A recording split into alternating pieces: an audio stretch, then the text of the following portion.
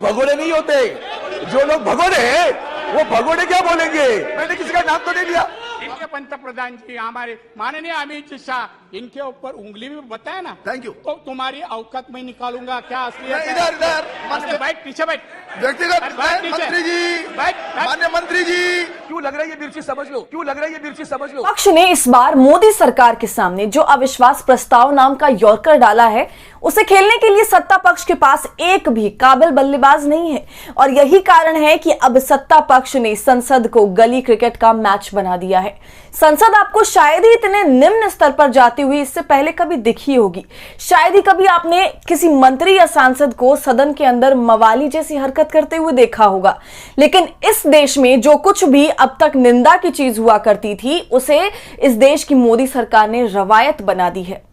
नमस्कार, आदाब, आप देख रहे हैं खबर अड्डा और मैं हूं आपके साथ सुम्बुलीरम। मोदी सरकार के खिलाफ जो अविश्वास प्रस्ताव आया है, उसने इस देश में विपक्ष की कई पार्टियों के मजबूत तरीके से लामबंद हो जाने का प्रमाण दिया है। और यही कारण है कि सत्ता पक्ष के लोगों में ऐसी तिलमिलाहट और बौखलाहट है कि उन्हें समझ ही नहीं आ रहा कि इसकी काट ढूंढी कैसे जाए। हमने आपको पहले ही दिखाया है कि कैसे उद्धव गुट की शिवसेना से सांसद अरविंद सावंत ने मोदी सरकार पर अविश्वास प्रस्ताव के दौरान अपने उद्बोधन में कैसे सरकार पर निशाना साधा और यहां तक कि बिना नाम लिए सरकार के प्रमुख प्रधानमंत्री मोदी को भगोड़ा तक बता दिया। वो हमें हिंदुत्व सिखा रहे हैं। हम पैदाइशी है, हिंदुत्व में भगोड़े नहीं होते। भगोड़े नहीं होते। जो लोग भगोड़े हैं वो भगोड़े क्या बोलेंगे? मैंने किसी का नाम तो नहीं लिया। मैंने किसी का नाम नहीं लिया। क्यों लग रहा है ये मिर्ची समझ लो। प्रधानमंत्री मोदी की मणिपुर मुद्दे पर खामोशी को निशाना बनाते हुए अरविंद सावंत का कहना था कि इसने सरकार को बुरी स्थिति में डाल दिया।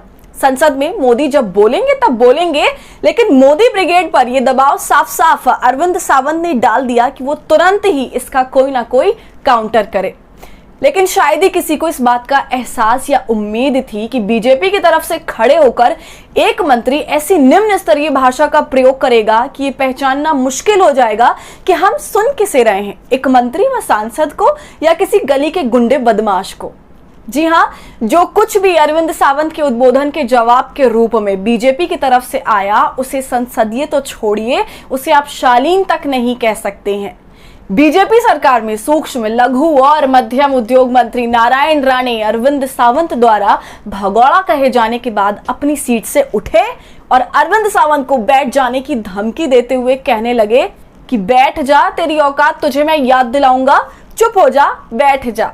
जी हां, अमृतकाल के कर्तव्य पथ पर चलते चलते बीजेपी यहां तक पहुंच चुकी है, तू तड़ाक पर, संसद के अंदर और वो भी कैमरे पर। सुनिए। पंतप्रधान जी हमारे माननीय अमित शाह इनके ऊपर उंगली भी बताया ना। Thank you. तो तुम्हारी औकात में निकालूंगा क्या असलियत है? इधर बैठ पीछे बैठ।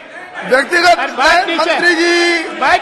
मान्य मंत्री जी। अब जब आपने सांसद साहब की बातें सुन ही ली हैं, या कहिए कि एक मंत्री के अंदर छिपे मवाली के दर्शन कर लिए हैं, तो अब ये भी समझ लीजिए कि नारायण राणे जिस पार्टी के सांसद के साथ बदजुबानी कर रहे हैं, वो वही पार्टी है जिससे कभी नारायण राणे ने अपनी सियासत की शुरुआत की थी।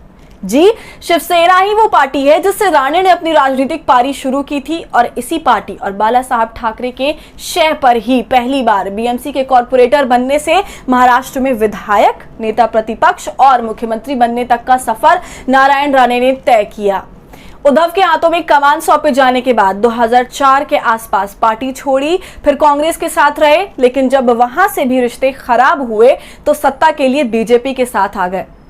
45 साल से ज्यादा के राजनीतिक करियर की शुरुआत से पहले नारायण राणे के बारे में कई खबरें हैं कि वो इससे पहले मुंबई में एक गैंग के सदस्य थे, नाम था नरिया हरिया गैंग। और लगता है जिस मवालीपन की सड़क से सियासत की पारी राणे ने शुरू की थी, वहीं वो इतने सालों बाद वापस पहुंच गए हैं। तो अरविंद सावंत के सवालों के जवाब में बीजेपी सांसद के जो बोल बिगड़े हैं, उस पर क्या है आपकी राय? हमसे कमेंट सेक्शन में जरूर साझा कीजिए।